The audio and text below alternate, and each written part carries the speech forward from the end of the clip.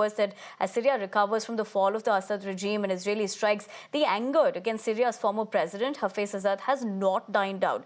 Days after rebels toppled his statue, they have now set fire to his hometown in the northwest. Hafez Assad had ruled Syria for 30 years until his death now in 2000, when his son Bashar succeeded him. Now, both ruled Syria with an iron fist and were blamed for crackdowns that left tens of thousands dead, mainly in the central city of Hama in 1982 and in much of the country since the civil war in 2011.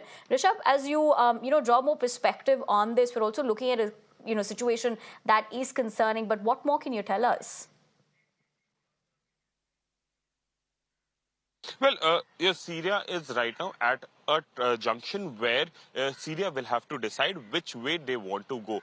We have seen Arab Springs in Libya. We have seen similar, change of regime in Iraq or other Middle Eastern countries. And the way they have gone forward, things aren't the way they initially envisioned. We have seen Libya in chaos for almost 1.5 of decade now, since Muammar Gaddafi was thrown out of power and the rebel forces took over. We have seen how Iraq hasn't been able to stabilize itself after Saddam Hussein regime, and now Bashar al-Assad, who has been thrown out by the rebel forces from Syria, and the chaos that has continued. There is no argument that can justify what Bashar al-Assad regime or his father Hafez Assad's